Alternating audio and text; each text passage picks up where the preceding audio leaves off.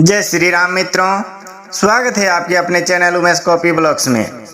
तो मित्रों, आज कथा लेकर के आया हूँ। रामायण की यह कथा अयोध्या कांड की है।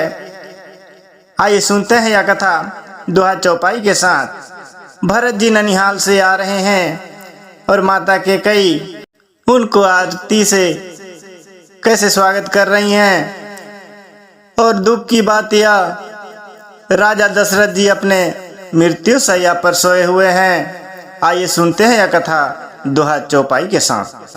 हाट बाट नहीं जाई निहारी, जनपुर दाह दिसी लागी दवारी। आवत सूत सुनी के कै नंदिनी, हर सिर कुल जल रुह चंदनी। बाजार और रास्ते देखे नहीं जाते, मानो नगर में दसों दिशाओं में दवाग्नि लगी है। पुत्र को आते सुनकर सूर्य कुल रूपी कमल के लिए चांदनी रूपी कैकेयी बड़ी हर्षित हुई। सजी आरती मोदित उठी धाए, द्वार ही भेटी भवन ले आए। भरत दुखित परिवार निहारे, मानहु तू हिन बनज बनु मारा। वह आरती सजाकर आनंद में भरकर उठ दौड़ी और दरवाजे पर ही मिलकर शत्रुघ्न भरत को महल ले आए। भरत ने सारे परिवार को दुखी देखा, मानो कमलों के वन को पाला मार गया हो। कैकेयी हर्षित यही भांति, मनहु मुदित दौलाई की राती। सूती हस सोच देखी मनु मारे, पूछती नैहर कुशल हमारे। एक कैकेयी इस तरह हर्षित दिखती है, मानो भिलनी जंगल में आग लगाकर आनंद में भर रही हो।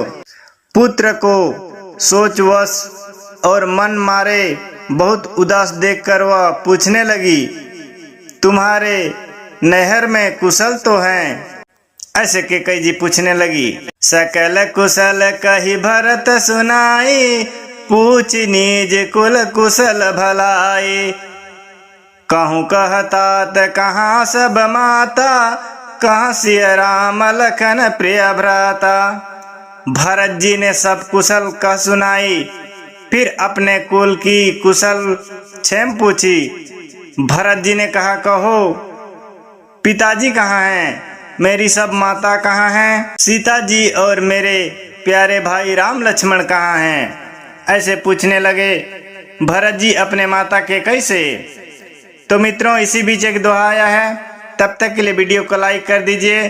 चैनल में पहली बार आए हैं तो सब्सक्राइब कर लीजिए। सोनी सूत बचन स्नेह माया, कपट नीर भरी नैन। भरत श्रवण मन सूल समा,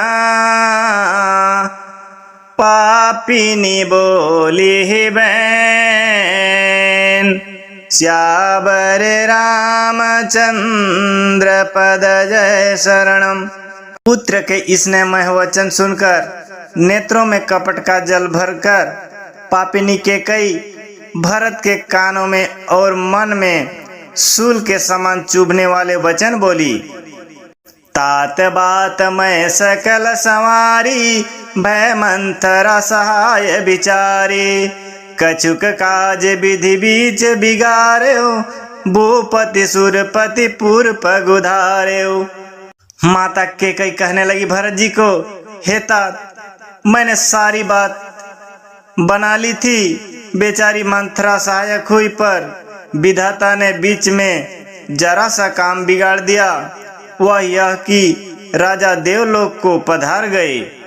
सुनत भरत भय विवश विषादा, जनु सह में करी के हरिनादा।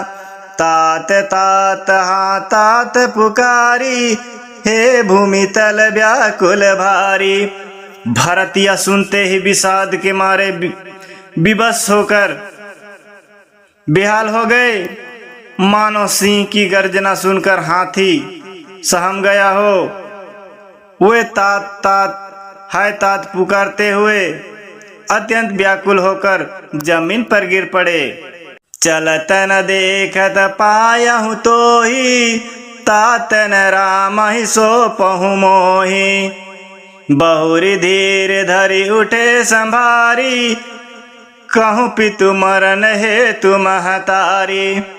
और भरत जी विलाप करने लगे कि हे तात, मैं आपको स्वर्ग के लिए चलते समय देखा भी ना सका। हाय, आप मुझे श्री राम को सौंप भी नहीं गए। फिर धीरज धरकर वे संभल कर उठे और बोले, माता, पिता के मरने का कारण बताओ। कहने लगे भरत जी, सुनी सूत बचन काहि के कई, मरम पूछ जनु माहुर दे। आदि हूँ दे सब आपनि करनी, कुटिल कठोर मुदित मन बरनी। पुत्र का वचन सुनकर कैकेयी कहने लगी, मानो मर्म स्थान को पाँच कर चाकू से चीरकर उसमें जहर भर रही हो। कुटिल और कठोर कैकेयी ने अपनी सब करनी शुरू से आखिरी तक बड़े प्रसन्न मन से सुना दी। तो मित्रों, आज की कथा यहीं पर समाप्त करते हैं। मिलते हैं अगले कथा की ओर। तब तक के लिए हमें आज्ञा दीजिए। जय श्री राम।